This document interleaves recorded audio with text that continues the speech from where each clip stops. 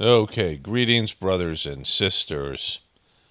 Um, well, first of all, this is going to be one of the most important voiceovers I've done about all the subjects to do with the downfall of America, and politically speaking, in every other way. The divide between the left and the right, and all the other things. The shadow banning thing. Subscribe, resubscribe, hit the like button. Hit the like button. I don't know why I just said that way. That's the way people say it. And, comment or, any of these things to let YouTube know that you're still involved with this channel. Of course, one-time donations and, there's a membership program. These other things help as well. Keep the channel going. So I watched this movie called Vengeance. It was a movie written by, and I think maybe directed by B.J. Novak, who is a former writer and actor on the show The Office, and someone I really don't care for. I didn't. I had. What I do is I will save a bunch of stuff because I never know what's going to be good or not, and sometimes I get surprised. Like there's things I'm like, I'll give that a look, but because they always try to sell content now as something that it isn't, and you never know when something's going to be really good. And so I saved this movie. I didn't think it was going to be good. And the opening scene is B.J. Novak talking to John Mayer, the singer, and it's a very pretentious sort of liberal, annoying conversation they had. And I almost was like, I don't want to watch this. Like often, the first little bit of a movie I can, tell the way it's going to go. But I stayed with it, and it got kind of funny. And I'm not going to tell you what's in it. It has to do with left versus right, conspiracy theories, liberalism and conservatism, and social media, and a whole bunch of other stuff. And it kind of gets profound. It has like a kind of an amazing ending. But it started to get funny. I'm like, all right, there's funny parts to this thing. And I was like, this is kind of, a masterpiece. And, BJ Novak is married to, or was to, Mindy Keeling, who was, the whole Kamala Harris thing. So, but he had had kind of a balanced view of the whole thing. And, I had a good meditation last night, and, this movie kind of feeds into it. I had a good meditation last night, and this morning I was thinking about this. Well, let me start here. I've noticed that my voiceovers, because I'm making these videos, I'm starting these videos 3 and 4 days ahead of time sometimes. I mean, maybe even longer between the day that they get released, because I'm just ahead of the game, which is good. And I don't know if you've noticed it, but these voiceovers end up being about things that happen days, the next day or the day after or whatever. Like I'm making the voiceovers way ahead of time, and before I, create the other content. And the voiceovers are connected to the other content, the theme of some of the things that are specific to the voiceover. And so, like, I always find that kind of thing interesting because we are connected to, we have knowledge of what's about to happen or what's happening even years and years from now because it's in us, right? It's especially our lives. Our lives are already, I talked about Vedic astrology in a recent voiceover. And if there's, if we're able to have systems that sort of foretell our lives and our soul has a plan, well, that plan involves events and, things that are going to happen in the world and things that are going to happen to us and all of this stuff. So we know about it. We just don't know we know about it, right? And we can't know so much about it. Like it can't be where it becomes, we don't have the emotional effects or we don't go through it as a human being, right? We have to have that experience. And so, prior knowledge only can be so that we prepare to have that experience in the right way. And so, I've had these, whatever, this energy, this information that flows through me that ends up tying into, world events and things that I'm covering. And so the thing I want to talk about today is the second master of the Sajmark system said, at the very least, bare effing minimum. Like if, you're in terms of a human life, you don't want to make the world a worse place. You want to have at least no effect on it. Like hopefully you make the world a better place, but at least don't affect it negatively.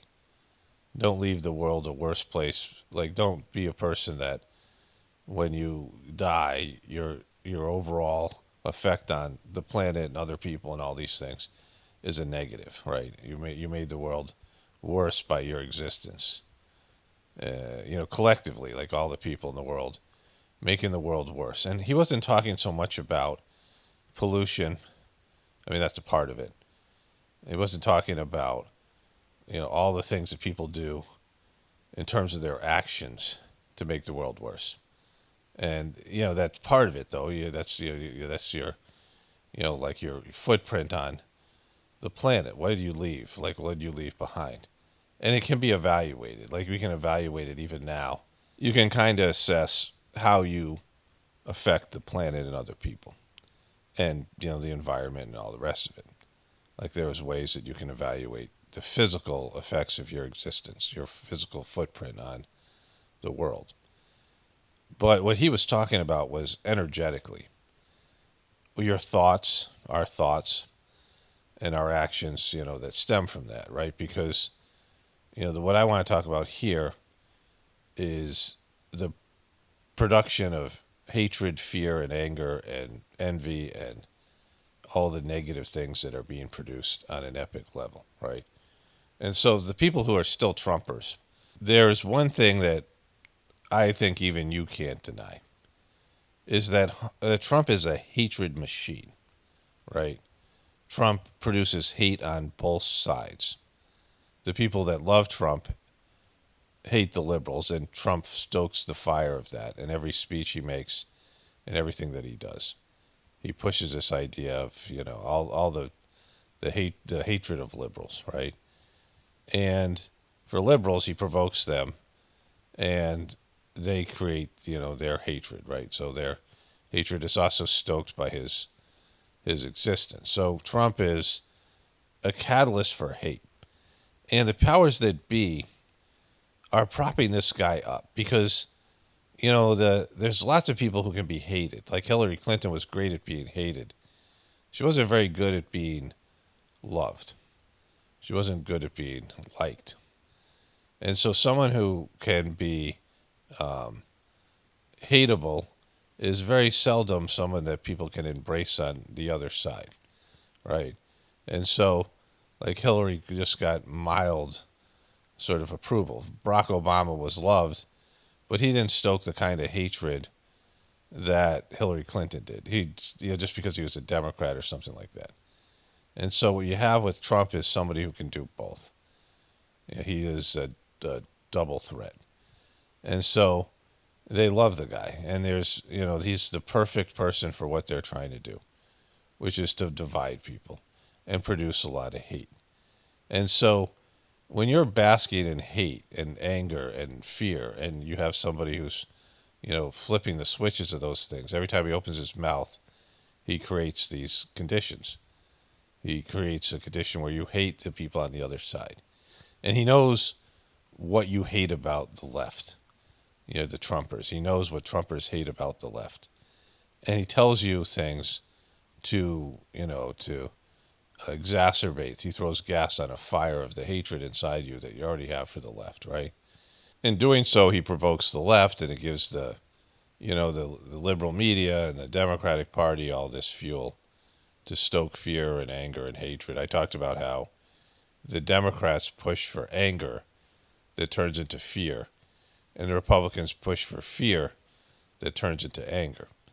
And so these inner conditions you're generating are making the world a worse place, right?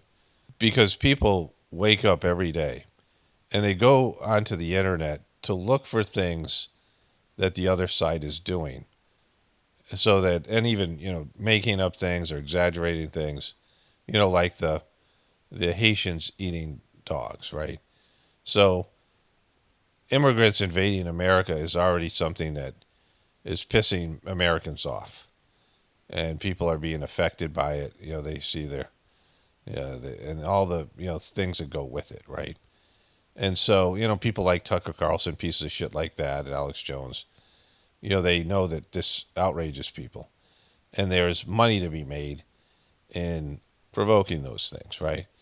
And so Trump does no research. There's just a social media post. And he says it in the debate. And the liberals are going to go, ape shit because this is the kind of thing that drives them crazy. And of course, the Republican and people who are pissed off about immigrants and, oh my God, they're eating dogs. Everyone loves dogs. They're eating cats. They're eating people's pets. People love their pets more than they love their kids, right? And so that just generates bad blood, more hatred. And the liberals will talk about it in their way and how irresponsible Trump and J.D. Vance is. And J.D. Vance and Trump will talk about degraded the liberals. The things here are, the sort of, they had in Gulliver's Travels, there was these two groups of people, right? And that, where Gulliver comes upon this society, and I think they're called like the little enders and the big enders, and it's how they eat their soft-boiled eggs. That some of them like the big end up, some of them like the little end up.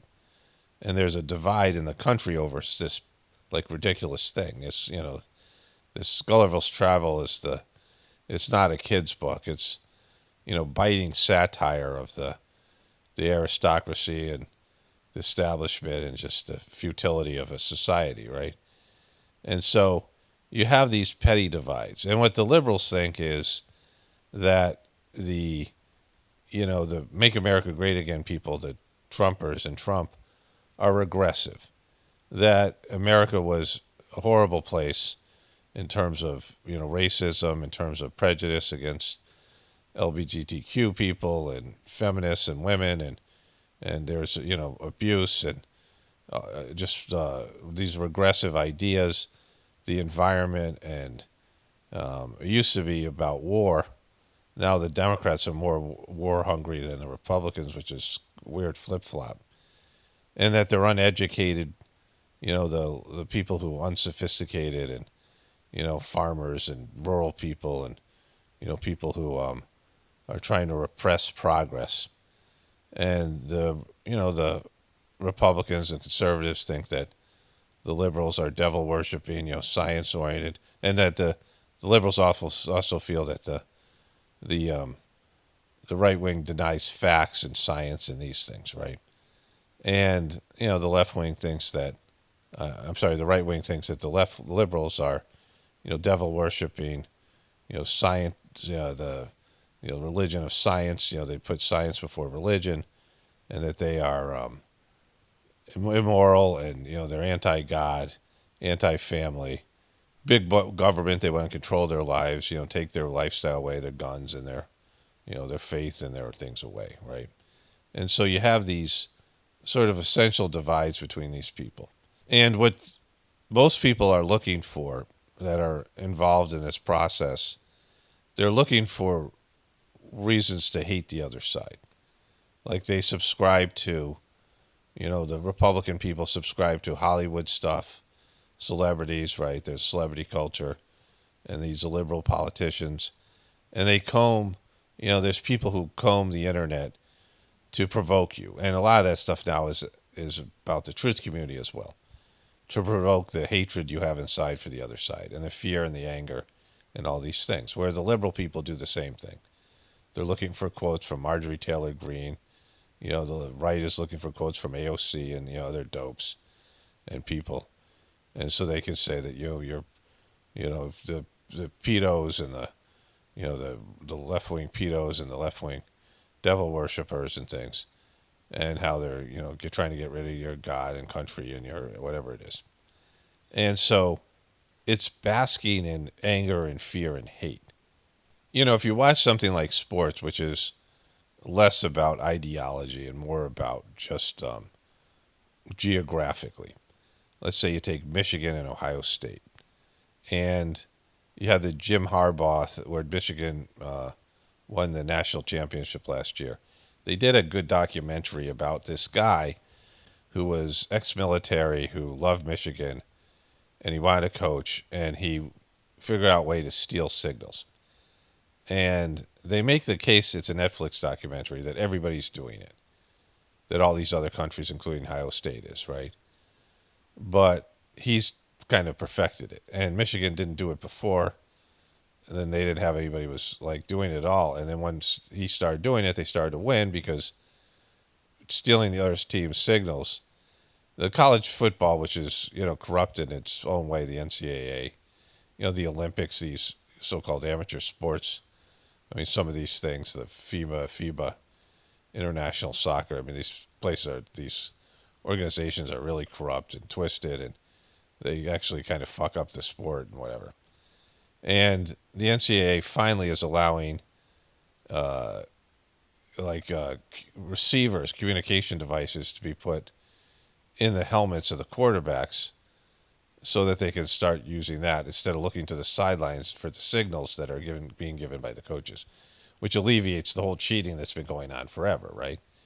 And this Michigan thing actually provoked that, and so, which is a good thing. But, the people in Ohio State, they were, the hatred they have for Michigan, they did everything in their power to push this, this scandal, even though they were doing it themselves, right? And it's this idea, the other part of this hatred is, the thing with Trump is we're the good guys, so we can do actions. But when you do those same actions, you're evil, and you can't do those things to us. Like, we can say bad words about you, but you can't say bad words about us, right? Like, that's the rule. Like, it's, whatever it is. And so that's like a part of this thing, right? But people waking up every day and looking for reasons to hate and reasons to feel anger and fear about the situation, of the other people and the division in the country. And that's like energy. And it's, you can walk into a room where there's so much anger and bad blood. If you go into a house where there's going through a divorce, and the husband and wife hate each other, and it's palpable. Like, you go in there, you can feel the energy, and you just want to get the fuck out of there. And when you talk to either of the two people, they're just, all they are is ranting about how sucky their spouse is. And that's all they talk about. They get obsessed with it, right? Really bad divorces, people have been through them themselves or seen other people, where their hatred for the other person consumes everything. Like, it affects their job, affects their other relationships.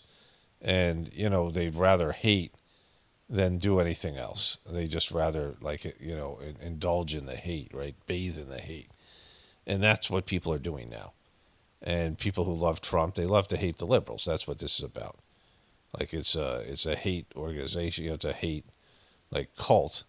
And, the liberals are doing the same thing. They love to hate Trump. And, they say they want Trump to go away, but they really, who are they going to hate then? 'Cause they're really into hate, right? You can see the liberal media and all these people and the conservative media, the way that they talk about it, and truthers that get involved in this binary thing.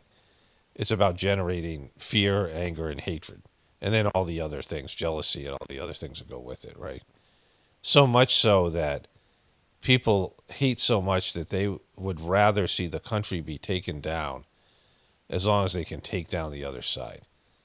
Right, and they hatred for the so-called elite, whatever it might be, that they would rather the whole country get destroyed than the other side get away with the stuff they're getting away with, and that's what's going to bring in the destruction of the country, because when there's that much hatred, and there's that much fear and anger and these negative emotions, it eventually ends in violence and war. And America is calling to itself because Americans are, living a lifestyle. We have so much of the world's resources, and we have a better lifestyle than so many people. Country by country, we have the best lifestyle. We have the best. There's smaller countries maybe, that have, they have whatever. But in terms of like the size of our country and the quality of life that we, even poor people have, even homeless people, and to some extent, homeless people in America better off than homeless people in other countries. And, the abundance that we have, we're throwing away. I mean, just the amount of food that we throw away could feed starving countries all over the world. And so America has all these great things. Americans are, for the most part, not very happy people. The entitlement and the brattiness and the immaturity and, just all of it. USA, USA, all the things. People who chant stuff and they have nothing to do with it, right? Nothing to do with the creation of, they're not putting anything positive out there. And so collectively, most people in America are making the world a worse place, based on those definitions. By just waking up and every day hating. I talked about how one of the most brilliant teachings of the Sajmark system is that, hatred is your hatred. Anything that's inside your internal world is your condition. So if you walk around feeling fear all the time, the fear is in you. The things that are outside of you are what you fear. There's two teachings here. Anger, what you're angry about, what you hate. Like one teaching was, this Master Chargy, the third master of the system, said, somebody who's fear-based, like let's say some guy is going to a girl he likes, right? And he's, he potentially loves this girl. But he's cowardly and fear-based. And he goes and he sees, he has to cross a river. And he sees that there is a log. And he looks at it and goes, oh my God, that's a crocodile. I can't go in there. And then he sees like a vine that he can use, a rope. And he's like, well, that's a snake. It's dark out. I'm not going to use that, right? And, some other things, right? And he never crosses the river. He never makes it to the girl's house because he sees all these things to be scared of because he's out of this fear inside of him. But he says, a man who truly loves the girl, he loves this girl, and he sees a snake and he thinks it's a rope and he uses it as a rope. He sees a crocodile and he uses it as a log to step across the river, right? Like, there's real dangers, but his love, turns these things into assets that he uses to fulfill his quest, right? Because of what's inside of him, right? What's inside of him. The other teaching was there was a time this guy Chargy went to see his master Babaji, the second master of the system and the third master of the system. And Chargy was like, yeah, I just hate this guy at work. Like, I just thinking about all the time. I hate him. And he was, kind of advanced spiritually at the time. And Babaji said, you have to throw that hatred out of your system. You have to find it and throw it out, like whatever's inside of you. Don't let it incubate, right? You see that there are these things in your system. You start having, jealousy. You start having, fear and things, and your mind starts going. You start making up scenarios, and you start thinking about how mad they get you. You're awake at night, and you're thinking about how bad, someone's said something to you, and you start thinking about all the ways. Like now you're thinking about how bad that person is, what a piece of shit that person is, right? Like somebody said something to hurt your feelings, and you're lying awake in bed, and you start thinking about things. That's why, to have a good marriage, you don't really want to complain about the other person. When you start complaining, the other person starts thinking about, ways that they have things to complain about you. Like that's what breaks relationships. When you start complaining, and it's very delicate, and then the person starts thinking about all the things they do for you, and all the things that you don't do for them, right? Whereas opposed to where you think about all the things that person's doing for you, and you feel grateful, right? That's why I say, be grateful. Like anything you can look at as if you look at the good things, because in any relationship, whether it's a job, whether it's a relationship with another person, you're getting things out of it. Like I say to people here, if you're getting things out of this, but then you decide to complain to me because I said something you don't like, I'm like, fuck off. Like, you're being a little bitch, right? Because, you know, you're getting something. I have something to offer here. You're benefiting from it, but you don't, like, you have people who won't comment. They benefit. They like 99% of what you say. I mean, me or anybody else. And they don't tell you. And, they don't, I mean, it doesn't affect me, but it's good for them, right? But they don't say anything positive. And then I say one thing they don't like and they turn on you. And that's, I always say it's about them. It isn't about me. It has nothing to do with me. And who wants those kind of people around them? Like, I want you to leave when you're like that because you're receiving something. Like, we receive something from our American system and yet, complain about it, right?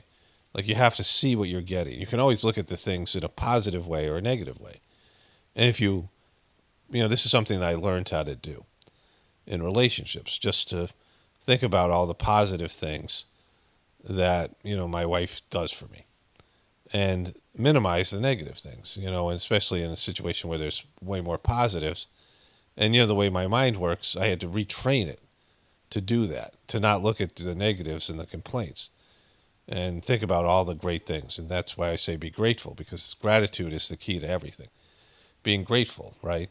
Like, I'm grateful for the liberals and conservatives because they help me prove my point every day. That's why I'm not mad at them. I don't get angry at any of the things they do. What they do is abhorrent, right? It's like they're horrible people, but they're not doing that to me. It's it affects me very little, and how it affects me is something I can easily shake off. I mean, it affects all of us. It affects society, but people want to feel like victims, and that's what I'm talking about. Like, Trump is a huge victim, and the Democrats are huge victims. Like, they're all being victimized. And the victim stance and the victim statement is where you give yourself permission to do bad things because the other person's evil and you're good and you're being victimized, so you get to have payback and retribution, right? And so all those negative feelings, it incubates and it spreads. And every time you take an action against the other side, you piss them off and they get angrier.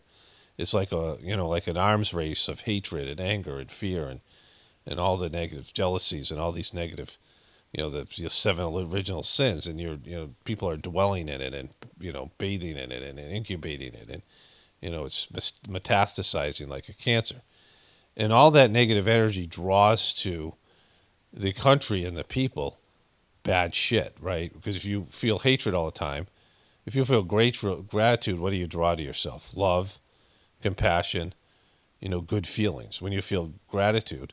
But if you feel anger, you get anger back. If you walk around angry all the time, you provoke anger everywhere you go. And you're like, your anger grows because people are doing things. You're provoking anger in them and things escalate, right? What happens? These things escalate, and fear and anger and hatred escalate into violence and ultimately war. And America has done so much damage all over the world already. Like, there's a comeuppance, like America's waiting for an ass kicking. An invasion of epic proportions where Americans have to live with being occupied the way we've occupied these other countries, where other forcefully, some military forces is the stuff that's happening that America is doing all these countries, all the ways that we've invaded and we've changed governments and did regime change and fucked around with all these sovereign states all around the world. That's already there. Like, that's already something America has to experience because we've done it to other people. It's going to be done to us. So there's an ass kicking waiting for Americans, in a way that we haven't experienced, right? We were an occupied country to start off with, but we haven't had a military force come into America in many years. And, no one's alive who's experienced anything like that. I mean, generations ago. And that's going to happen. And we're drawing that to us as well with our hatred, our negativity, and we're just, pushing that out all across the world, which, will ultimately become World War III that we're watching unfold now. the hatred between the Jews and the Muslims, this beef that they've had, this 3,000-year-old beef, and all these other things that are there is, going to generate the World War III. I mean, a devastating war. And people are responsible. We're manifesting that right now. And all these people who, bathe in hate, like I said, the hatred is yours. The object of your hate is something or somebody else. The hatred is inside of you. You have to throw the hatred out. You have to, when you feel the hatred, you're like, I don't want to feel that, and throw it out of your system. You can reach in and just physically grab this etheric thing in your body and throw it out. Like you can use your mind and will force. That's the cleaning process in the Sajmark system. So when Charji said to Babaji, I just hate this guy at work, and Babaji said to him, oh, you can't let that, you got to throw that out of your system, because at your level, it will contaminate. Like when you rise up to high levels of spiritual advancement, spiritual evolution, your system becomes like a vacuum. And so you can't even let a particle of negativity in. You have to be completely disciplined. That's why so many saints fall. You can't let something, negative in, like lust or anger or, power, lust for power, or, sexual, whatever it is. You can't allow these things to contaminate your system, right? You can't allow some sort of, a little deviance from the higher way. You can't bring the lower into it, especially something like anger and fear and hatred, which just can completely consume you. And so you have to locate the thing inside of you, right? You have to locate whatever is inside of you and get rid of it, because it's not, the outside world isn't what's causing it. People don't have that in them. They don't feel it. They don't feel hatred for other people because they don't have it inside them. They don't feel anger and fear for other people because they don't have it inside them. Anger and fear are natural components of physical life. And so they have to be, there. But they have to be, like, not made, like, weird, or not made unnatural. Like, there's natural fear and there's natural, anger that comes about when certain things happen. But you can't, like, let it consume you. You have to, let it be, just like anything else, it has to be in moderation, to what's appropriate.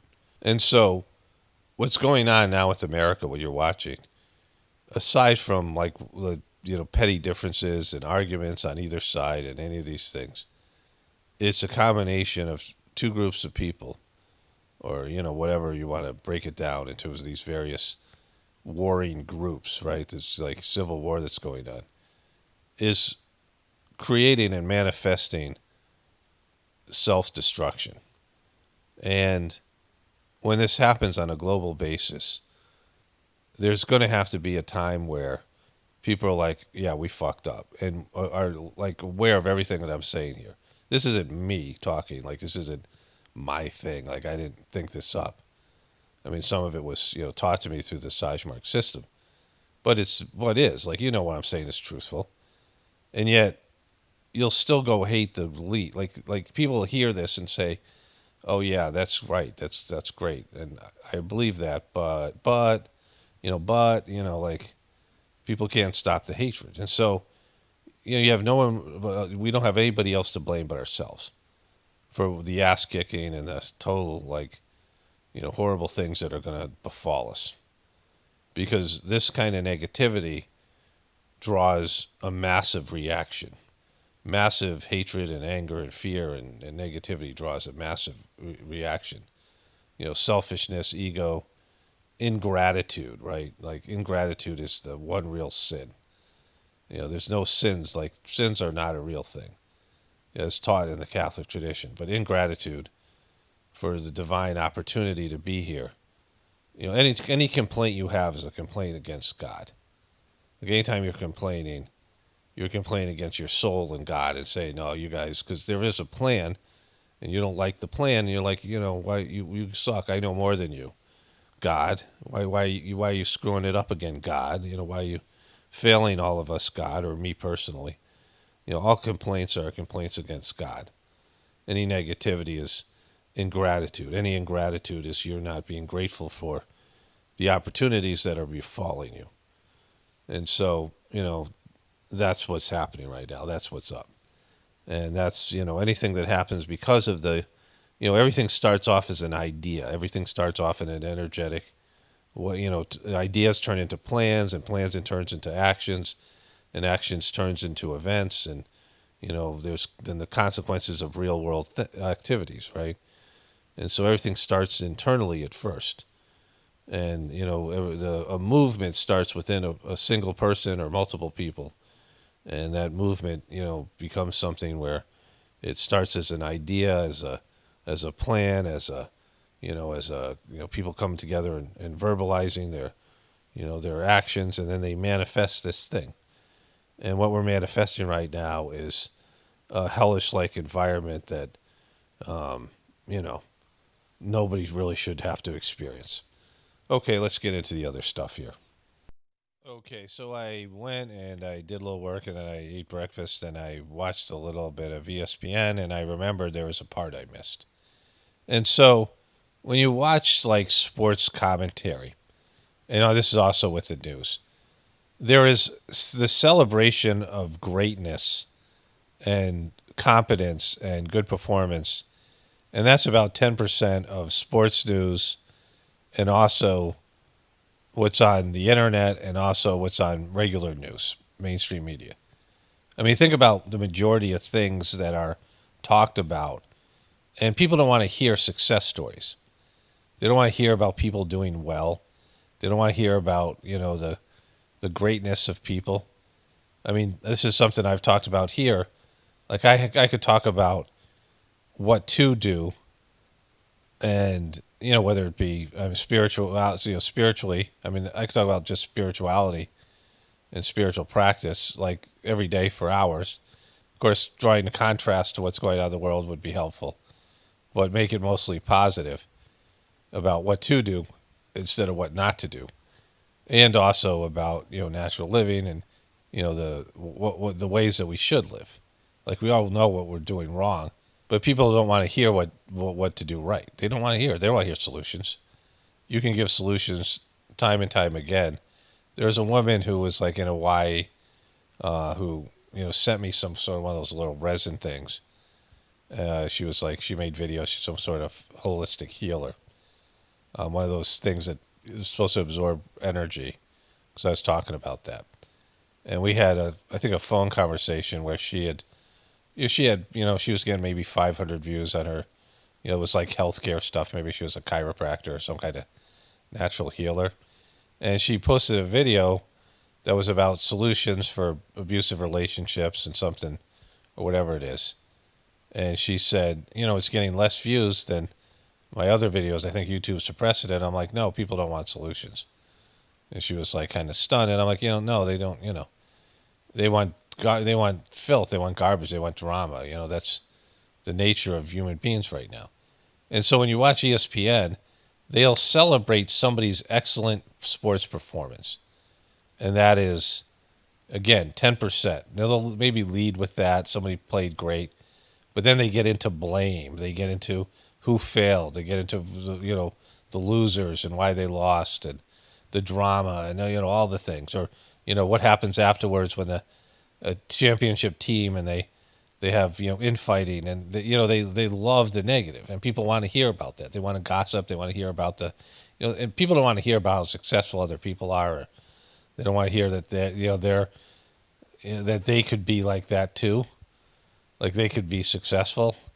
People don't want that. Like, they're basking in their own failure and mediocrity or subparness, and they want to hear about other people failing. They want people, they build people up so they can tear them down. They want to hear about, they want to bring people down to their level, and they want to bask at their level instead of rising up to a higher level. And that's why saints get torn apart, especially in America and Europe and places like that. Saints, we kill our saints, right? This person's spiritual. They're talking about love and God and things. Let's beat the shit out of them. So, like, that's how that's how people are treated here. That's what happened to all, Jesus and his disciples. I mean, that's one of the fundamental flaws in the religion, that the people that were there, they killed their guy, and they killed all of his guys, right? Like, and you go read I should get that out sometime, on how each of the disciples were killed. Like they were thinking of new torturous ways to kill Jesus' disciples. Like one was worse than the other. I'm like, oh my God. Like I can't believe they all died like horrific deaths. And just, I mean, that's the Western culture. That's Europe and America, where being a saint and being spiritual is, they try to beat it out of you, right? And so, anyways, I want to get back into the other stuff here, but I just thought I'd, include that. Like it's the obsession with the negative.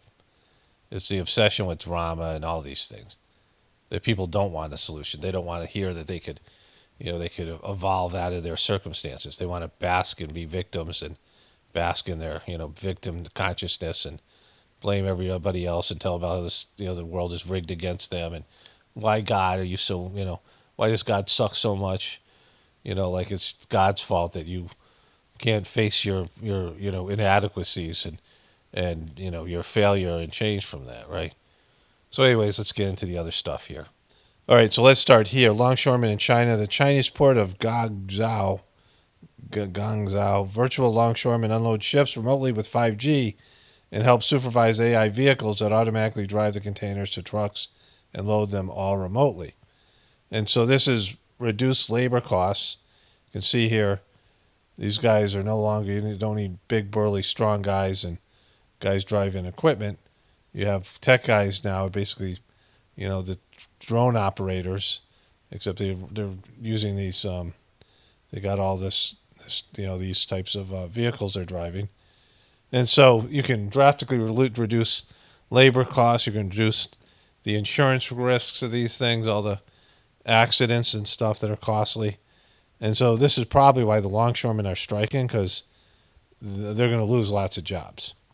I don't know how many jobs this is going to reduce, but certainly it looks like it's quite a number of them.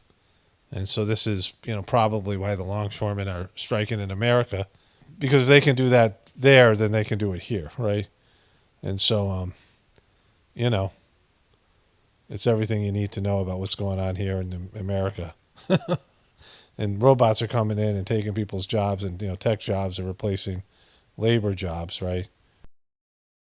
Okay, so the longshoremen. So today is Friday, October 4th. I started this video yesterday.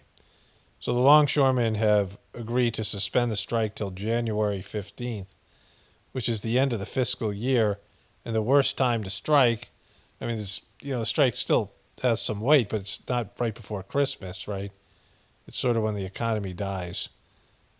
It's like the worst month for advertising. It's just, everything's, in terms of the end of the Christmas season. And so I don't know if they'll make a deal about I assume they'll give them more money. Maybe they'll resolve the conflict before then. They'll give them more money, and they won't give in on this robot stuff. I mean, that was what I think will probably happen. But anyways, the bigger story here is the hypocrisy of the Democratic Party and the Cheneys coming together for some sort of marriage from hell, right? Okay, so Kamala Harris and the Democratic Party have embraced the Cheneys. And in a world that's like completely upside down and completely fucked, it makes sense right now. And people just accept things all the time. Like Joe Biden basically withdraws from his candidacy. He withdrew from his candidacy because he's pressured by the Democratic Party because he has dementia, but he still remains president, right? And so here she is in an event, a Kamala Harris event, and she starts off here. I am a Ronald Reagan conservative. I believe in limited government. I believe in low taxes. I believe in a strong national defense. And I believe that the private sector is the engine of growth of our economy. Okay, so I just want to point out how dour the Cheneys are. Like, they're just lifeless people. And I got a bunch of stuff coming up I'm editing right now. I mean, I got them, nailed here with their hypocrisy. Especially the hammer guy. Like, we go in on the hammer guy. And so, it's great. But, like, they're so dour. And Kamala Harris, I mean, she's the opposite of the Cheneys. Kamala Harris and the Cheneys are opposite in every possible way. I mean, I could see them even, possibly endorsing Joe Biden or whatever it might be, various other, people in the Democratic Party, but Kamala Harris is their worst nightmare. Like, it's so great that they're doing this. Like, I love hypocrisy like this. I believe that the family and not the government is the most important structure in our society. Woo!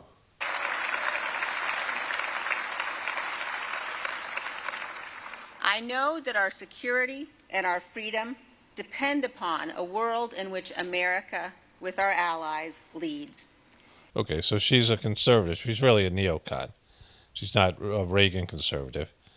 She's a neocon. Reagan conservative. Reagan was an actor. She's a neocon. So let's move forward here. Vice President Harris has dedicated her life to public service. I know that she loves our country. You do? You know that? You know that how? How do you know that? What indication does she give you or anybody that she loves the country, other than her saying, I love this country? And I know that she will be a president for all Americans. As a conservative, as a patriot, as a mother, as someone who reveres our Constitution, I am honored to join her in this urgent cause. Woo! Woo!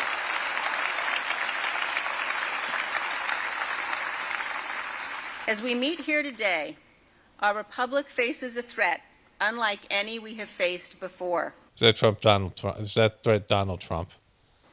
A former president who attempted to stay in power by unraveling the foundations of our republic, by refusing to accept the lawful results confirmed by dozens of courts of the 2020 election.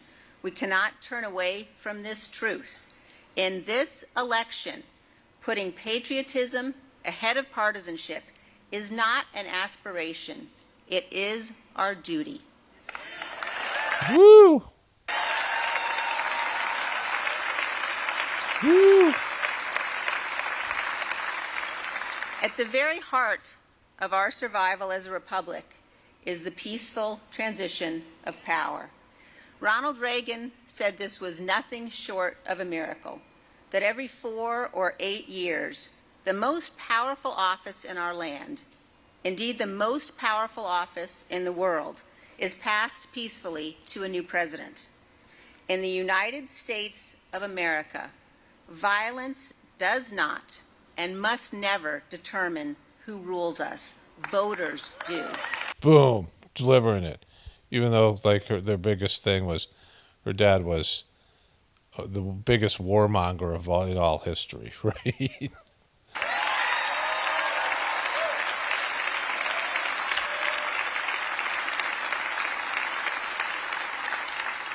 And in this country, under our Constitution, our president has a particular solemn obligation to ensure and guarantee the peaceful transfer. Okay, so this is the big thing was January 6th.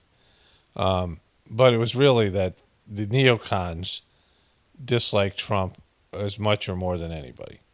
Because the neocons are now, the neocons got back into power by joining with the Democrats to rob Trump of the election or whatever happened there, right? And, Trump sucks and he would have sucked again and he sucks worse now. But this, embracing the devil, right? Let's just move over here to this one here. I don't know whether you got to watch Liz Cheney. You get to watch her? Liz Cheney, you get to see her? She made one of the most consequential speeches I've ever heard. She has character. I know her dad and her dad as well. We argue like hell, but I always admire his courage. Okay, so you didn't admire his courage. He was a coward, a warmongering coward who sat behind, he has this, he slept in some kind of like oxygen tank. It was just, there's the movie they called Vice, I think it's called. Is it Vice? Christian Bale plays Dick Cheney. And he was just brutal. And the Democrats hated him. They called him Darth Cheney, right? This was a nickname from Jon Stewart, which was appropriate. Darth Cheney. But it has come to my attention you have been comparing me to Dick Cheney. That seems a bit harsh. I just thought there was something Sith Lordy about you and him, and I just thought that's... Let us be clear. There is the dark side, and then there's whatever he calls his sick thing. And honest. What she did not took only political courage, but physical courage. Physical courage it took to do. I've never been so proud. I really am. Never been so proud that Liz Cheney gave a speech talking about the election that you allegedly won. Really incredibly proud of her. She deserves it. What if we just bring Republicans towards Harris? What if we bring it along? It doesn't matter. I'm not making that judgment. Just talking about her. She and her father have character. Character, damn it, is what we need in this country. You know, he has the worst character of all time. I mean, Trump has a horrible character. None of them have good characters. Like, this is something I talk about. You know, a character is something that, to get a good character, and this is part of the meditation that I do, a big part of the Sajmark system is you have to build your character, which, everybody kind of struggles with, in reality. Like, there's fake character, like pretending to be somebody you're not. But, like, real character is you go inside and you see shit that you do, you see lies that you tell yourself, and you work on, things that you recognize painfully that are flaws in your character, and you work to eradicate those flaws. The stuff I said about hatred in the beginning of the video, right? That a person that hates. My laptop is like making a lot of noise, like the fan is going on full blast, not even that hot. But anyways, a character is something that when you meditate and you are self-reflective and you're self-aware, you have to get rid of your character flaws to build a good character. You have to confront your character flaws. And none of these people do that, right? Everything they do is artificial and superficial. The fact that they could make a deal with this devil, which we'll get into in a bit here, and bring her out on stage. Dick Cheney already voted for Kamala Harris in like a mail-in ballot, just in case he dies. A meaningless vote because he's voting from Wyoming, which has zero chance of frickin' being a Democratic state. They hate him now and her there. It's her, the Cheney family's name has been wrecked forever. Wyoming loves Trump, right? And so, but for them to embrace, here, let's finish up here. Character. Go back here. I'm not making that judgment. Just talking about her. She and her father have character. They have character. Character, damn it, is what we need in this country. Character, damn it. Character, damn it. Character. There's not enough of it in terms of how we conduct our politics. Mr. President, you said you've been talking to Israeli Prime Minister Benjamin Netanyahu. All right, so that happened, right? But apparently, and we're going to go back to Dick Cheney here. What do the states in the storm zone need, Mr. President? Okay? What do the states in the storm zone, what do they need after what you saw today? Oh, in the storm zone? Yes, sir. I'm wondering what storm you're talking about. They're getting everything they need. And they're very happy.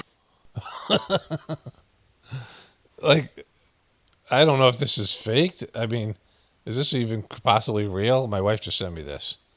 Did that actually happen? I mean, I don't even know. Did he not know what the storm zone was? No, that was real. Here it is. It's in all these Times of India, Newsweek. Okay, so that Biden says he has no plans to visit areas devastated by Helene. He's like completely clueless. I mean, he's completely clueless. The guy doesn't know, right? So, like, for him to say that, they're very happy. Like, people are dying. Like, I'm getting comments from people in that area, and we're seeing videos of that stuff. Like, people are still devastated. They can't get resources to them. All this money's going out of country, and Israelis dropping bombs that we paid for. Well, Iran's shooting missiles at Israel with that we paid for, things like that, And these people are suffering, and like him being that clueless, I mean, and this is going to be ignored. Like, this is barely covered here. Only a few people are even talking about this major gaffe.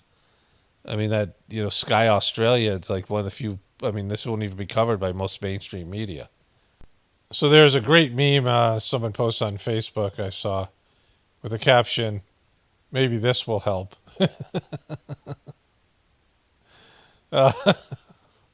So there's where North Carolina, this would be where North Carolina is, right? And so maybe we get some aid out there, if you call it the Ukraine. Important special address from the President-elect of the United States of America. Hello, America. I'm Dick Cheney. And I am as thrilled as is medically prudent for me to be to have been elected your new vice president. Like, everybody knew that he was the puppet master. I mean, it was documented in the movie. Everybody knew that George W. Bush was just being handled by this guy. This guy was the defense secretary under Bush Sr. And he made so much money from the Iraq wars from Halliburton. He became CEO of Halliburton. So he went to the private sector when Bush lost to Clinton, and he made $80 million off of these wars. Something like that, $60, $80 million off of the wars that he created, right? In the whole big event in 2001, like all these things that he and the neocons were in charge of, right? Like I covered this in my last video, this 7 wars in 5 years, that was all him. And he, George W. Bush asked him to search for a vice president. And he went and searched and looked for a vice president. And he looked in the mirror one day and said, "Hey, this guy," he said, "I might be the best guy."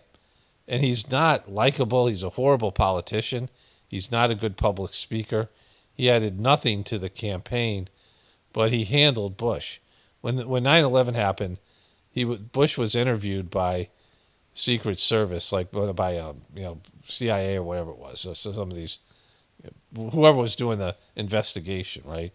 The commission in charge of the investigation, and Bush brought him along, just like Kamala brought this dope Waltz along. Like it was silly. He needed somebody to hold his hand, being interviewed in something that was not legally binding. It was just a courtesy interview that Bush did, and he was running the country during that. Bush was held up in Air Force One, and in 9/11, and he was in Air Force One, and this guy was running things, literally running things. I mean, he was running things from the shadows, right?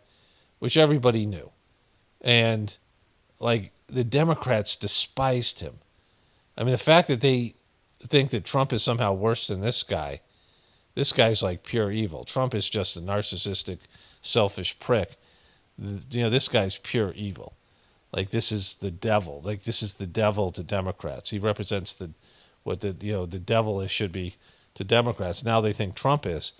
So for them to embrace this guy. You can always tell when the Republicans are restless because the vice president's motorcade pulls into the Capitol. And Darth Vader emerges. Now, she calls him Darth Vader. An invitation from the Heritage Foundation, obviously, is always very special, only more so. This is the Heritage Foundation that just fucked Trump over, right? The Heritage Foundation that wrote the 2025 thing, and this guy's speaking at it. So the guy they invited Darth Cheney to them, the Heritage Foundation, and they miraculously cured out a document and start interviewing for federal jobs and pretending Trump already won in the 2025 Project 2025 plan, right? And so this is the connection there.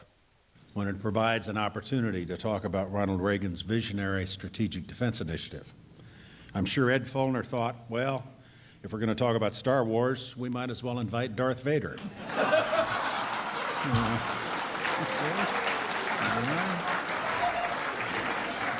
Like he's literally calling himself Darth Vader. Like everybody thought that about him, right? Like he was like the villain and such a warmonger, the biggest warmonger we've ever had as, you know, modern politics in my lifetime. And he pushed for all those wars. Now, he went in and pushed the CIA to provide documentation, which he sent Colin Powell up to the UN to lie about weapons of mass destruction that he created through forcing the CIA to validate sites that turned out to be they found no weapons of mass destruction, right?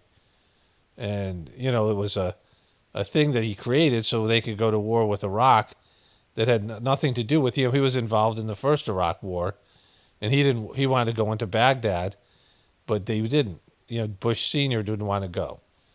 And so this time he got them to go to Baghdad, and the whole he created these wars in Iraq. I mean, Afghanistan too, because it was all fake in the first place, right?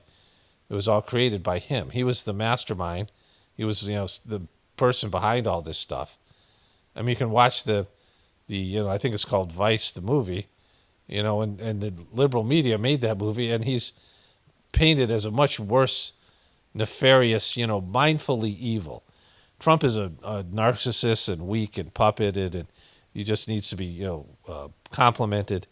As, you know, much as Trump is, you know, like in some ways innocent by his, you know, narcissism and self-involvement, this guy is like pure evil. Like he just is one of those evil people that seizes power and created all these things with the neocons. He was the neocons, you know, I mean, champion.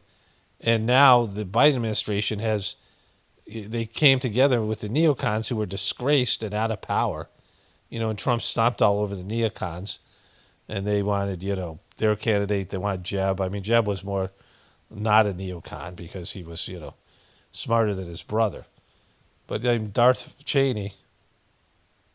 I say President Obama. You say? I say a president whose policies are doing lasting damage to the United States of America. The Iran nuclear deal. Terrible deal. It definitely ought to be rejected by the Congress. So this is what, you know, Israel wanted. He's also, you know, totally pro-Israel. And what Trump said, he's agreeing with Trump. The Guantanamo stay open. Yes. Any regrets about... He was the guy that they were torturing people in Guantanamo. He was behind the torture of innocent people that they just grabbed off the street and tried to work for information that didn't know anything about what's going on, which some of these people were released later on. They found out these guys were completely innocent. They were rendering people that had no knowledge of anything, just, you know, Arab citizens in these countries, grabbing people off the street, bringing them to Guantanamo Bay and torturing them. And they tried to get them to say things that supported their worldview, you know, just admit to things that they didn't do, and so that they could justify their, you know, their evil doings in that region, right? Any regrets about going into Iraq? No, it was the right thing to do then. I believed it then, and I believe it now. It was a horrible thing. We all know it was horrible. It was the wrong thing. They destroyed that country, killed over 1 million people. No apologies. No apologies. It is classic Dick Cheney, unleashed, unapologetic, and once again taking on President Obama, this time with a new book co-authored with his daughter Liz, a former Deputy Assistant Secretary of State. We wrote it because we're deeply concerned about the fact that we're in a world where the threats to the United States are increasing. We've got the Chinese on the march in Southeast Asia. We've got... So this is a book he wrote about Obama, like, you know, slamming him, saying he's a threat to America. Of course, Biden was his vice president. You know, this guy's after he's disgraced. The neocons are out of power. So this is one last sort of cash grab and a way to get himself on TV. We've got Russia on the march in Europe. We've got ISIS and a caliphate established now in the Middle East. We think the threats against the United States... Which you created, which was your asset, right? ...States are as great as any time since the end of World War II. Like, he's just an evil fuck, right? And so these people hated him. The Democrats, like, he was their, you know, he was the poster child for everything they hated about the Republicans. He was their enemy number one, right? If the Democrats had a deck of cards Like the Americans had a deck of cards of the guys they wanted to get, the big leaders that they wanted to get in Iraq. You know, they had like this guy's the king of diamonds, this guy's the ace of spades, like this kind of thing, right? And if they had a deck of cards, the Democrats, he would be the, you know, the king of spades or the, you know, whatever, king of clubs, or he'd be their number one target, right? Like they hated him more than any other Republican. And now they're embracing the Cheney family. And Liz Cheney is, you know, her dad, and just, I mean, she has the exact same, you know, attitudes and policies. So in an interview here, this happened. Danger, if you will, that existed. When Cheney had a device regulating his heartbeat implanted in 2007, doctors disabled the wireless functionality, fearing a terrorist. Like this guy, how paranoid this guy was, right? But if somebody hacked his fucking pacemaker, it would be like the CIA or the FBI or something in America, right? Because, the intelligence community hated him. I mean, just all these different branches of government. There's people in America. And so we didn't have to worry about foreign adversaries. He had to worry about being hacked by somebody in America. But he took out this thing in interviews. I can't find the one that I saw, but he took out this thing. This was the battery, and it started to beep because it was like he had no heart, right? This guy's a heartless motherfucker. And, multiple heart surgeries, right? And he took out the battery, and he was, like, teasing the people. Let me see if I can find it.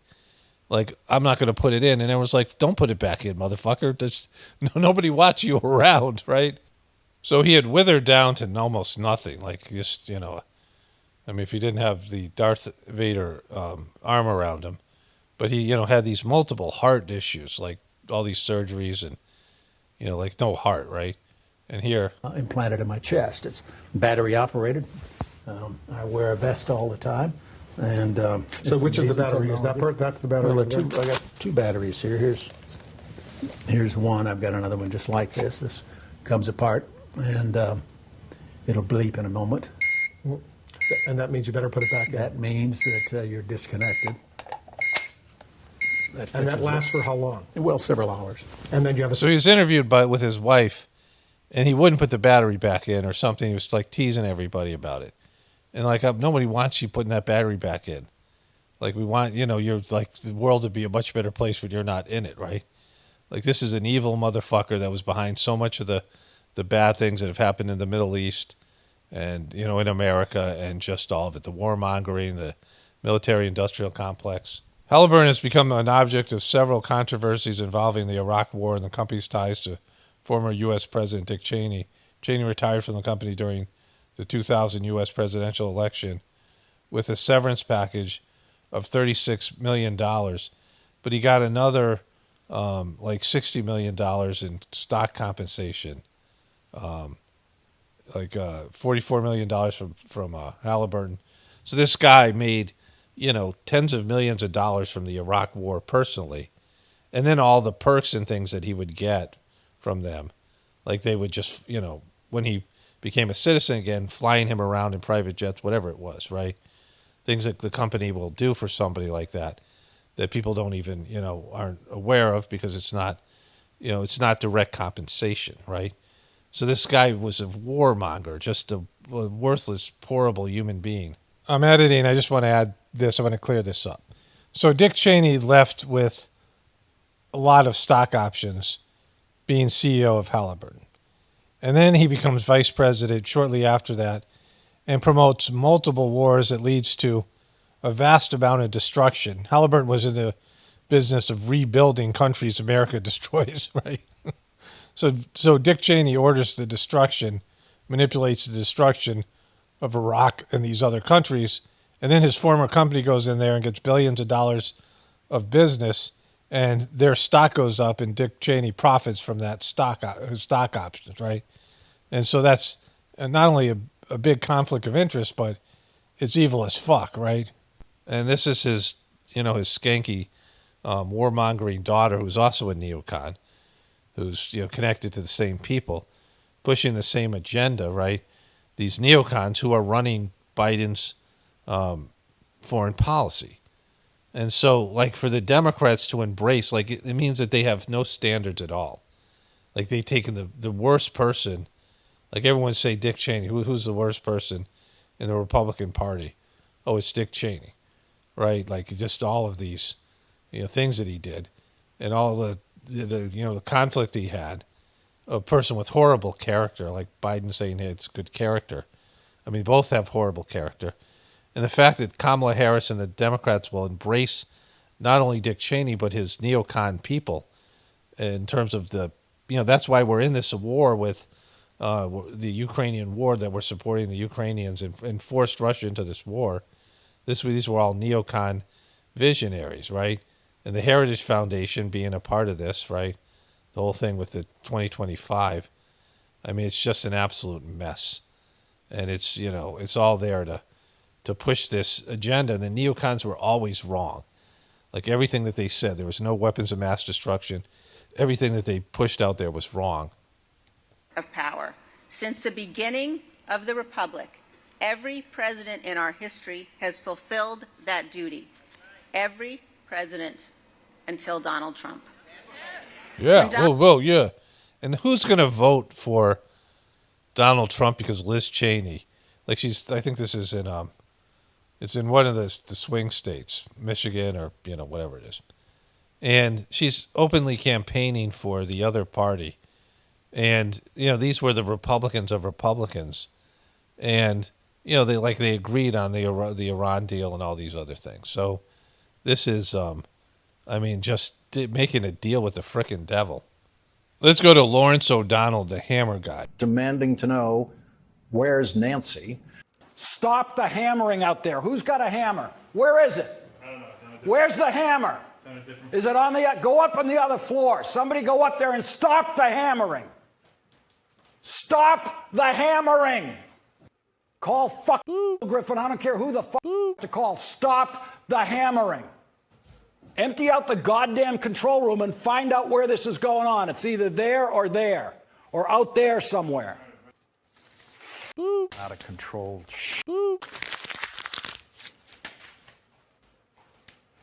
Jesus Christ.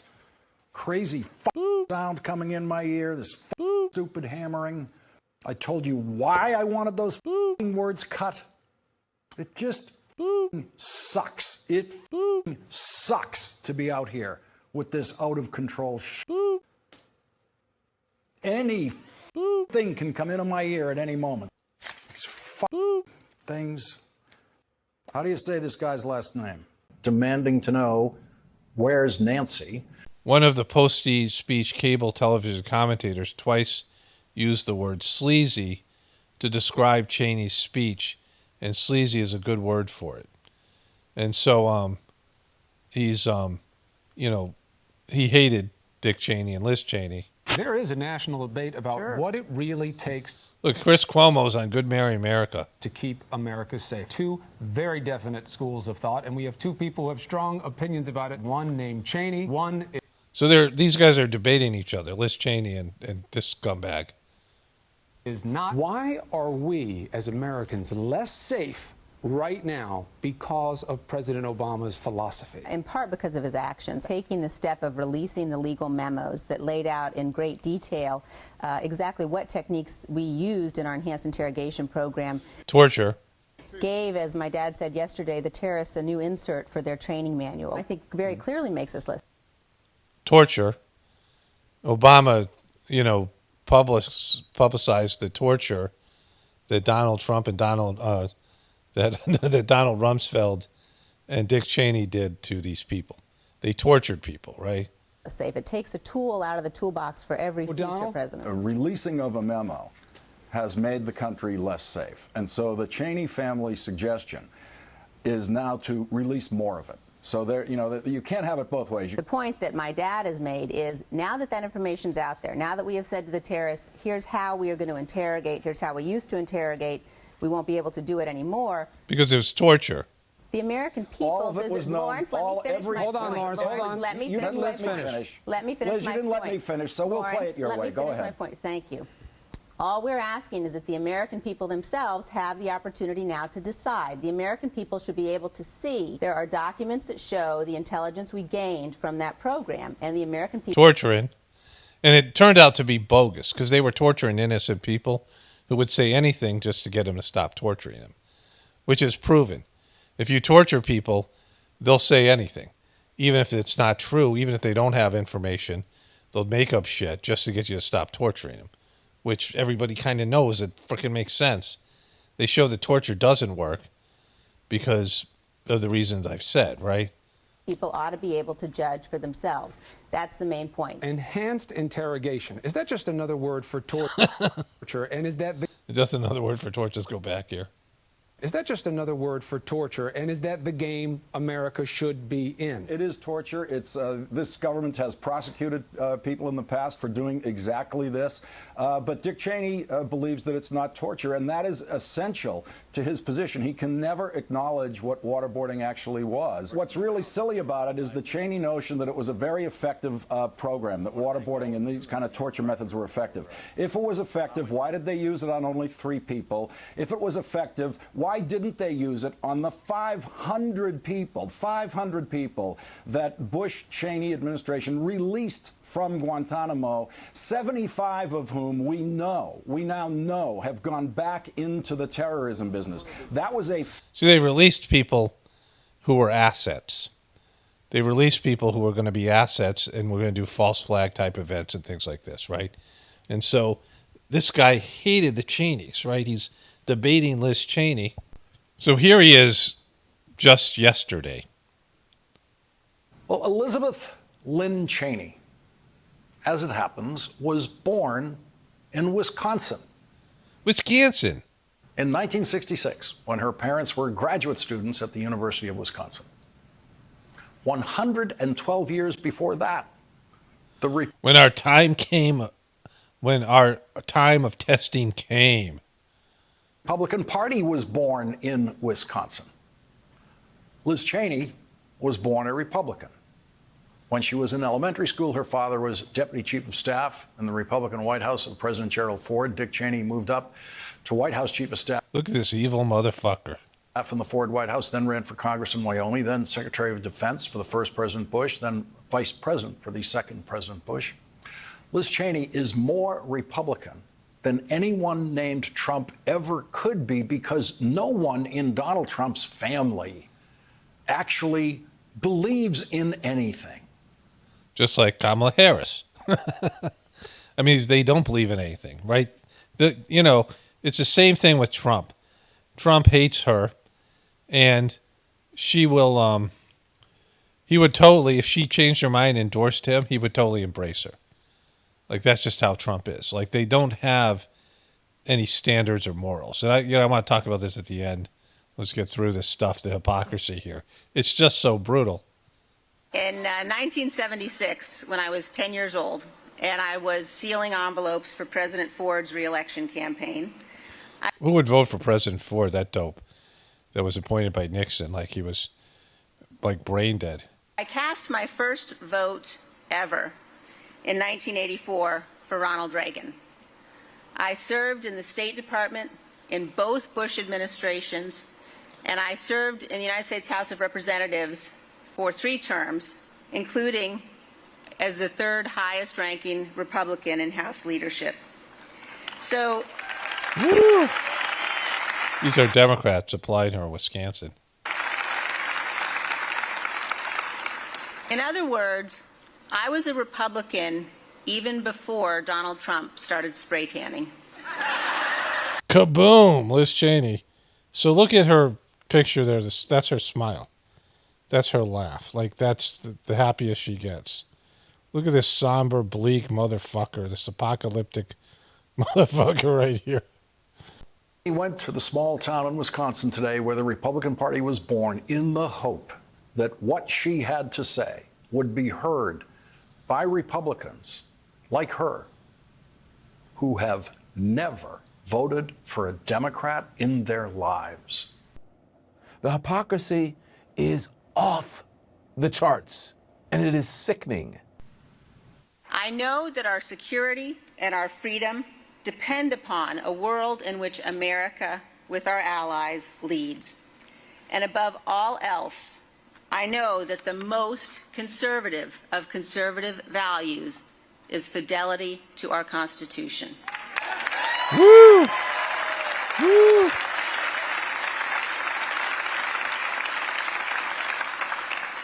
I missed this the first time around, right?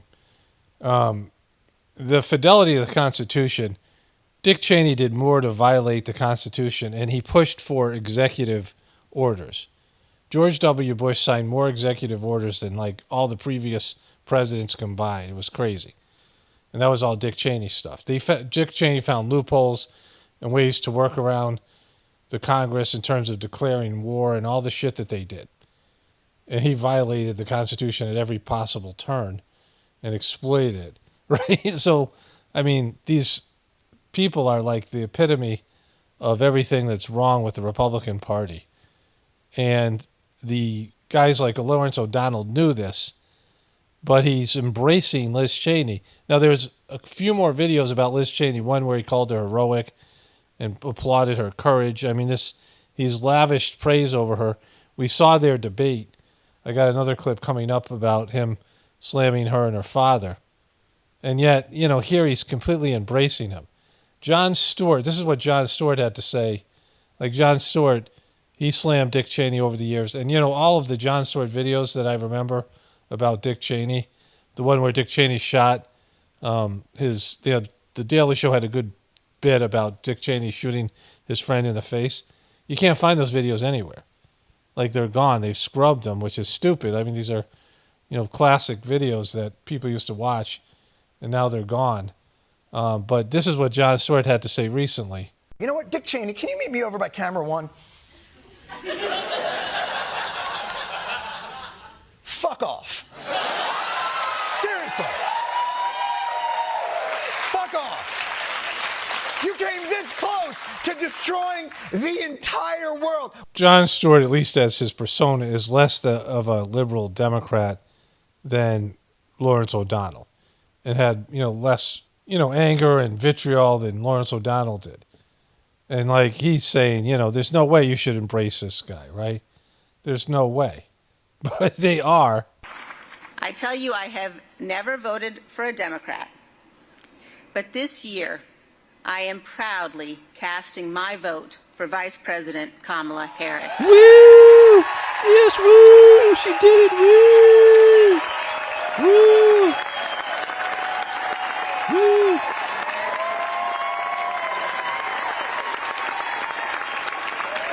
Woo! Look at her. Basking in the moment. Thank you, Liz. Thank you, Liz. Thank you, Liz. Thank you, Liz. Vice President Harris F you, Liz. is standing in the breach at a critical moment in our nation's history. She's working to unite reasonable people from Okay, let's move to forward join here her in this. to this guy selling his soul here. Donald Trump on November. Here it is right here. Who would do these things can never be trusted with power again. We must defeat Donald Trump on November 5th. We have never seen anything like January 6th until Donald Trump.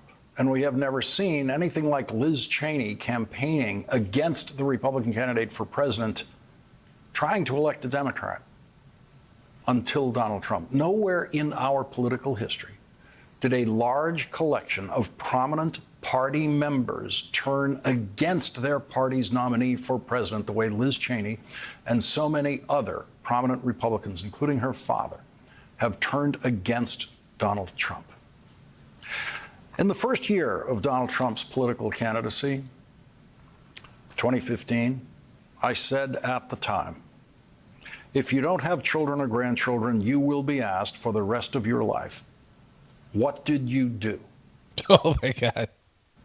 To stop Donald Trump. Stop Donald Trump. Like, you were willing to get in bed with these frickin' monsters, right? Who represent everything that you hate. You were willing to get in bed with them. That's what you would do, right?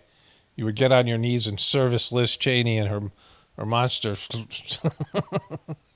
And Dick Cheney, the heartless Darth Vader, right?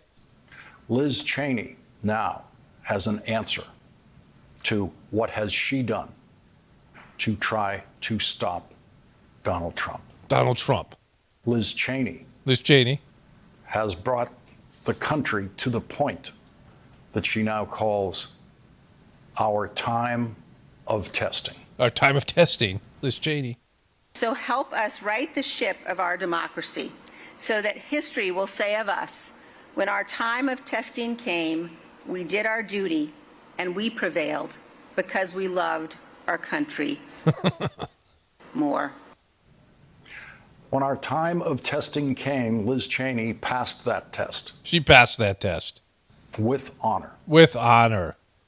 Leaving behind every Republican member of the House and Senate who continue to fail that test. They failed. All of them. Leave them behind.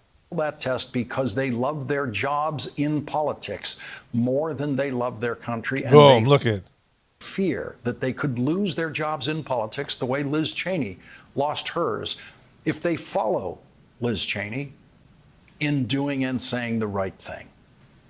Liz Cheney knew what she could lose in Congress by opposing Donald Trump's attack on the Capitol and joining an investigation to expose the truth about what Donald Trump did leading up to and on January 6th.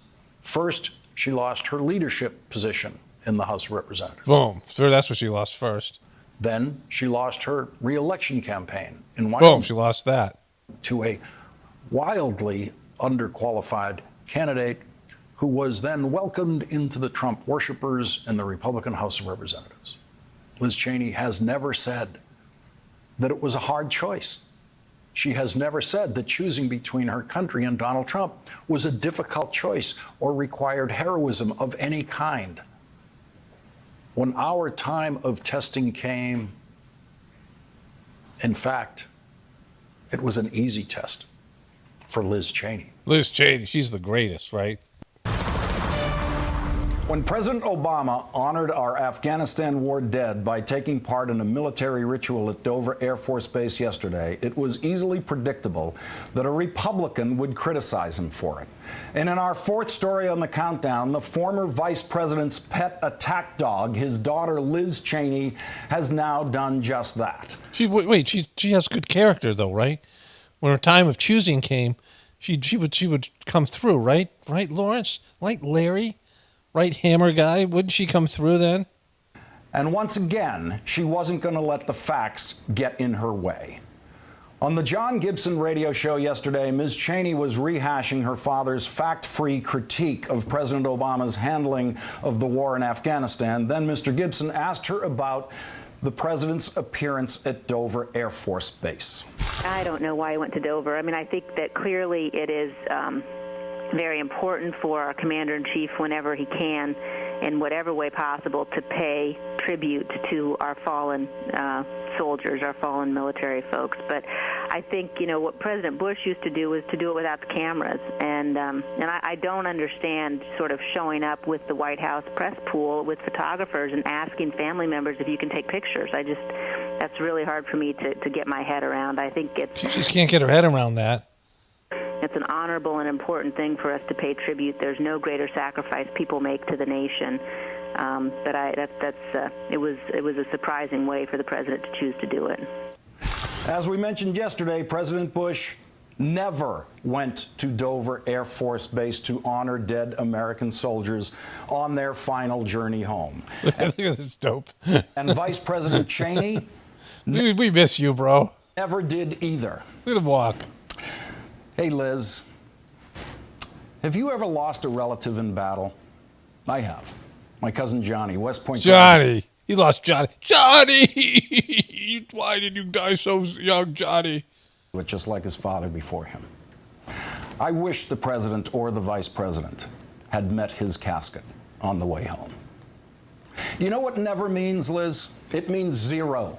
It means that in over 7 years of 2 wars, your dad never left the comfort of his White House office or the vice president's mansion and got himself up to Dover to bear witness to how his warmongering fell on families of dead American soldiers. Never, not once. So his warmongering killed American soldiers, and you're so mad about it, chicken man. I mean, hammer guy. Liz, he calls him Chicken Hawk coming here. Don't let your dad do this to you. Don't let him parade you onto the stage to defend the indefensible. Let him suffer the full weight of the shame that we know he must feel when he watches Barack Obama do what he never had the decency to do. President Bush did meet with grieving military families in private, and he went to military hospitals to visit the wounded. As for Ms. Cheney's reference to cameras, the policy of banning media coverage of coffins continued unaltered throughout the Bush administration. Thus, even families that wanted media coverage of their loved one's ceremony were not given any choice in the matter. Furthermore, President Obama did not make any special requests to any. Look at him. Look at that salute. Look at this guy. Of yesterday's 18 families, as Miss Cheney implies. I mean, lies. The vast majority of those families had already made their individual decisions about media coverage under the current policy before the notification that President Obama would be part of the ceremony. As for Dick Cheney, when he was vice president, he sometimes met with the war wounded, but like President Bush, he never went to Dover either. Never. Never? Never means never. No means no. And a reminder, Mr. Cheney successfully sought out 5 deferments from the draft to avoid having to serve his country in the Vietnam War. Mr. Cheney's 5th and final deferment, a result of his wife becoming pregnant with Liz. Boom. Boom. Mr. Cheney was granted a 3A status, the hardship exemption by his draft board, which was available to men with children at that time. Let's call in MSNBC political analyst. So he calls him daughter of Chicken Hawk Dick Cheney. Lawrence O'Donnell scorns Liz Cheney, daughter of Chicken Hawk Dick Cheney. And so I'm sure they say Chicken Hawk somewhere here, but we don't need to see that because you get the idea. Here's Jon Stewart. Not a good person like Eric Greitens, but a terrible person. A terrible person? Who could this be? I want to talk about a man rotten to his very core, which is in itself a tiny black hole from which no joy or light can escape. Who's this guy? Who is this evil person? Peasants referred to him as les monstrons avec les dents fonfonds. The jagged tooth forest demon who steals our children. Boom. We know him as former Vice President Dick Cheney. Boom. Over to Kamala Harris's side, right? At most, they're giving Republicans permission. You know, all these Republicans they rolled out, you know, all these ones who've bailed on Trump. I don't think any of them are going to influence any of these swing state voters. It might give some hardcore Republicans permission not to vote for Donald Trump, but they're not going to vote for Kamala Harris. Any real Republican, how are they going to vote for Kamala Harris? Because she's the worst. She's, you know, I want to say she's liberal. She doesn't believe in anything, but she grew up in this liberal, I mean, everything that she stands for is liberalism and woke consciousness, and it's her attitude and her laugh and who she is as a person. And I don't think any of them could ever stomach voting for her, right? And Dick Cheney and Liz Cheney are not rock stars. They're the opposite. They're people who got power because they come from a state in Wyoming that never produces any Democrats, and so they basically run opposed. You know, in the show Yellowstone, which I believe takes place in Montana, right near the Wyoming border, and when they want to kill somebody, they take them over what they call the train station, which is just across the border in Wyoming, and they dump them off some cliff, and there's like, must be, you know, hundreds, if not thousands of dead bodies there. Just from the show itself, they probably killed, you know, 50 to 100 people and dropped them off there. And they've been doing it for years, right? And it's probably Dick Cheney's ranch that they're dropping them off at, right? Like he's, you know, that kind of a person. He's like Dr. Doom. He's like some sort of death cult. But he didn't do anything for George Bush to get him elected. George W. Bush came from a long line of skull and bonesers, right, from Yale. You know, they grew up in Connecticut. I grew up in Connecticut. I mean, he was born in the Connecticut area. Yale's in Connecticut. And they were, a part of that whole Connecticut culture. There's nothing more preppy and, it's like New York, but preppier and like more, I don't know, elitist. And that's where he's from, this elitist part of Connecticut. And somehow he ended up in Texas. Like, no one really knows how. He's the only person in the family with a southern accent. They got like a Hispanic, maybe a Mexican, one of his nephews, someone who married into the family. And he doesn't speak with a Mexican accent or a southern accent, right?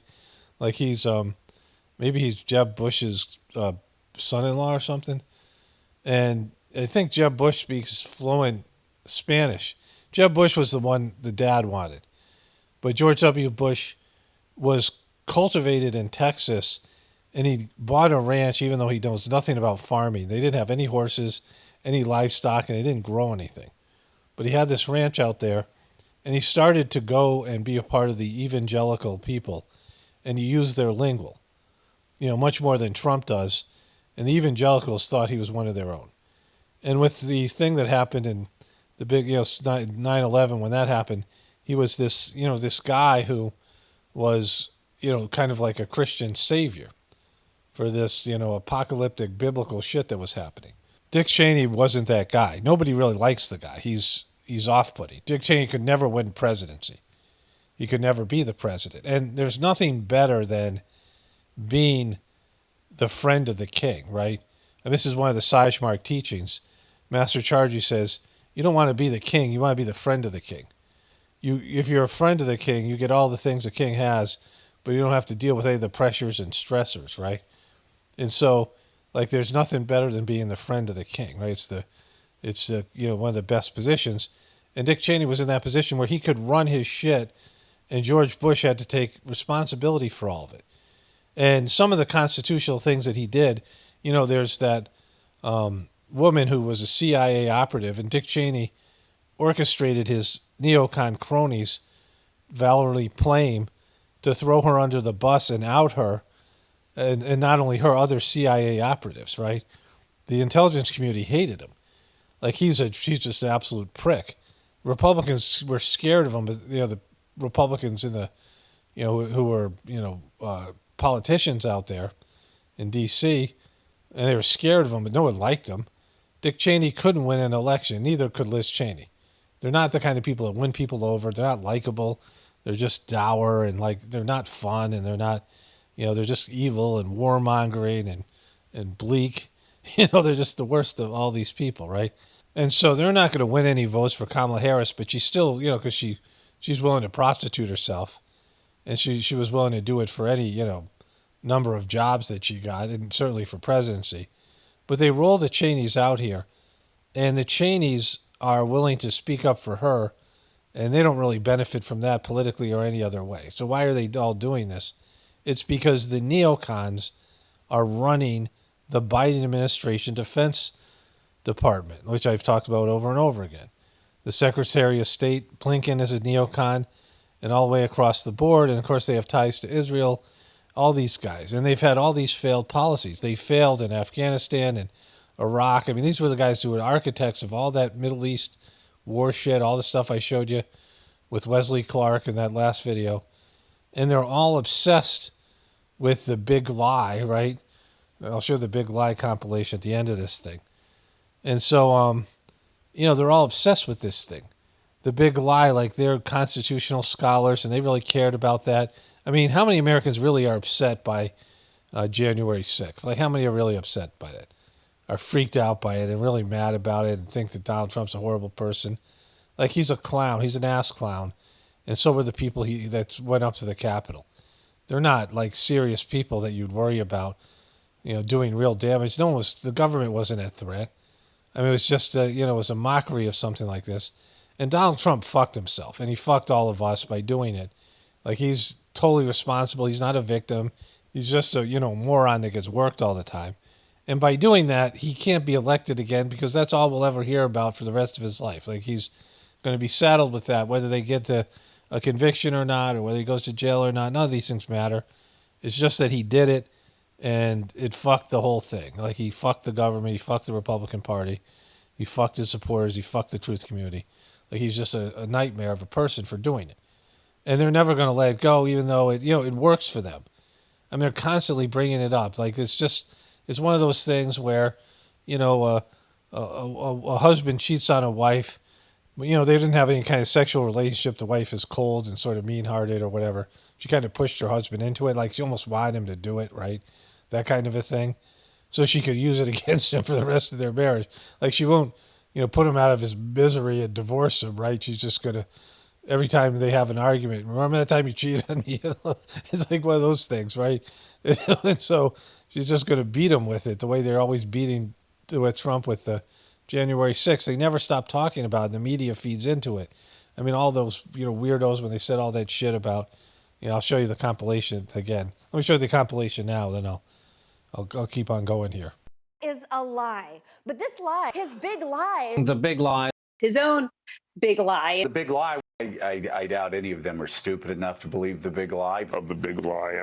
By the big lie. Deranged by the big lie. Continue to perpetuate the big lie. That big lie, the big lie, because the big lie. The big lie is the big lie is the big lie. this whole big lie election. There is a new big lie making the rounds. And big lies, big lie. These big liars is the big lie.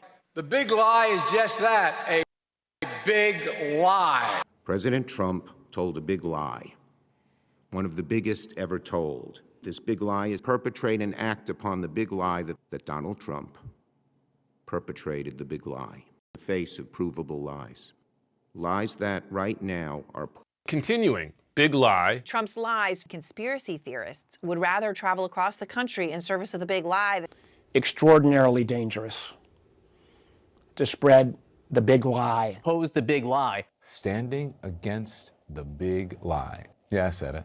We know that the big lie was cooked up. You got the big lie. About the function of the big lie. Have been banned from sites like Facebook and Twitter, but his interviews with right-wing media where he continues to repeat the big lie.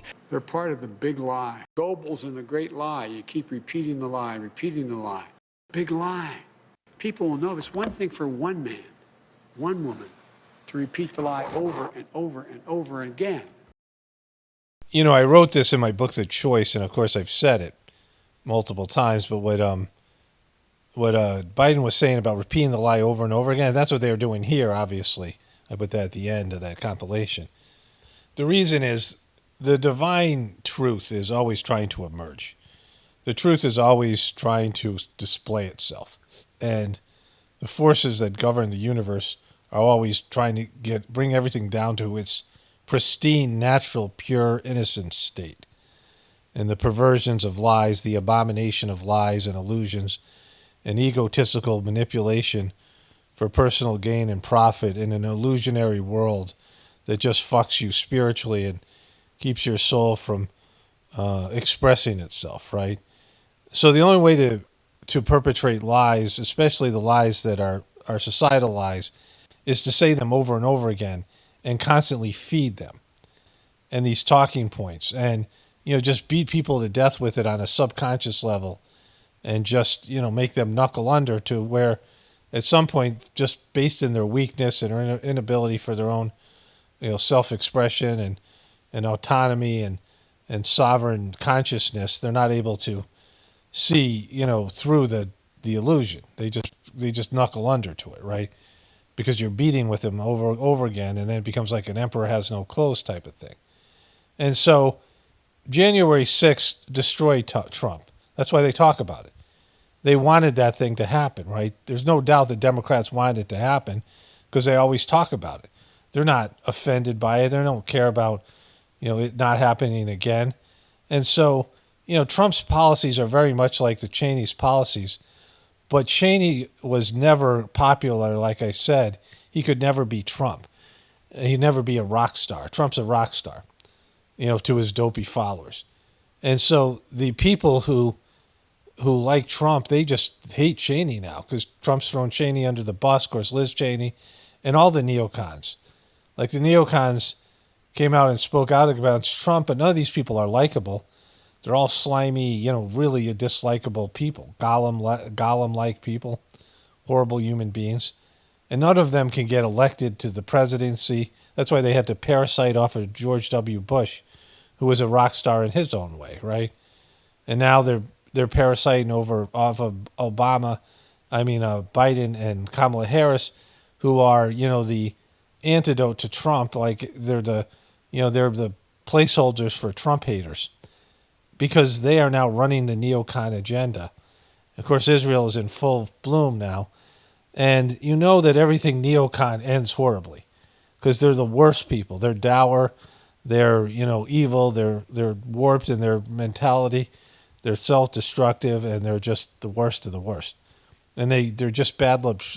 They're bad luck shrub blocks, no matter who they touch. I mean, look what they did to Colin Powell.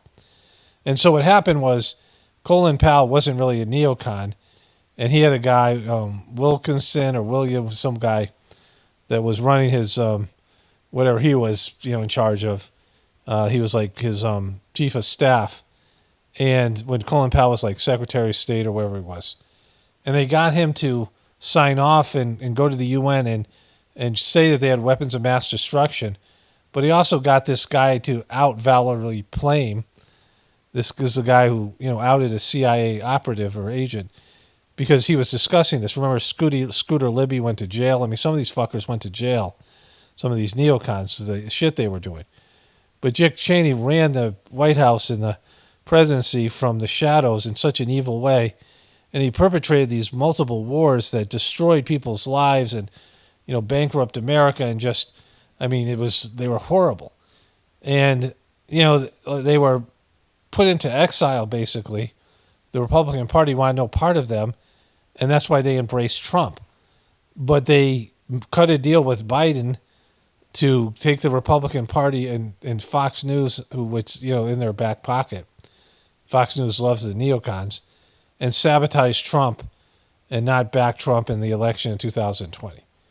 Because that's why they want Kamala Harris, because Kamala Harris will run their neocon agenda just like Biden is, because she's a dope and doesn't know any better.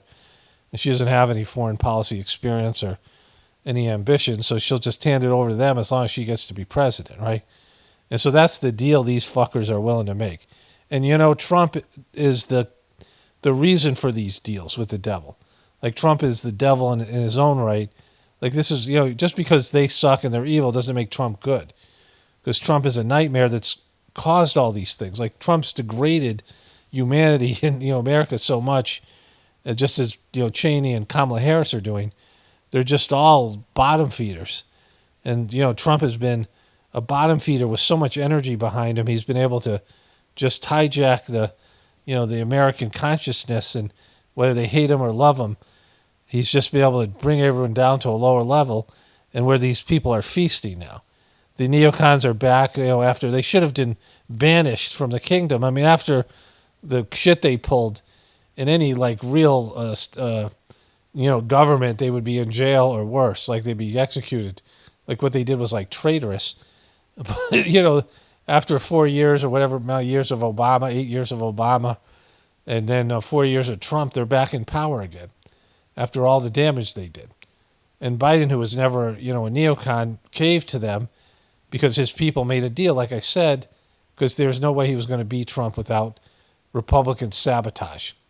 And that's what they, these guys did. Like, they got to all these people in the states and the things that Trump was trying to prove that there was vote controversies, all these Republican people. And so, now we have, there's a debacle in Afghanistan, but we have the whole thing that happened with the Ukrainian war and now with Israel. And these guys are so self-destructive. They're the cancer that's on the American foreign policy. And they just can't do anything right. Everything that they predict comes wrong. Everything that they try fails. They're just those types of losers. And so this is why this stuff's going on. This is the nightmare that's unfolding, and why they're willing to forget how much they hated the Cheneys and Dick Cheney and embrace the Cheneys, just like Cheney's willing to embrace Kamala Harris. She's the opposite of what he is about at every level. But because of their, bizarre relationship, and because of Trump, they're coming together in this, this demonic, this devil-worshiping marriage that they have. And they're willing to make these deals with the devil just so that they can retain whatever power they get if Trump isn't president. And, the whole thing seems futile. because North Carolina and Georgia, I don't think Kamala Harris can win without winning one or both of those states. Like, I don't know how they're making up her map and her path to victory. But she's not winning North Carolina and Georgia after these, this hurricane debacle. And Biden's out there, he doesn't even know what's going on. He says, oh, they're all happy. I mean, it's a lot of these people live in rural areas, but there's people in there that would have voted for Kamala Harris, and that's not going to happen. Like, this is just a complete failure. There's going to be so much anger towards her and the Biden administration, and at least those two states amongst, other ones. I mean, like, this is like the worst thing could happen to them, and they're not even trying to fix it. But they're rolling out Liz Cheney, like, it's just, and so, like, I don't even know if she has a chance to win at this point. And, I mean, this is kind of like what they call an October surprise. I don't know how intentional it is or what is going on. I don't know what other things are going to come about. But this is great for Trump. Trump's getting Elon Musk to bring Starlink. Starlink sucks, and they have to get all these people's satellite dishes to set it up, and you need internet connection to set the thing up.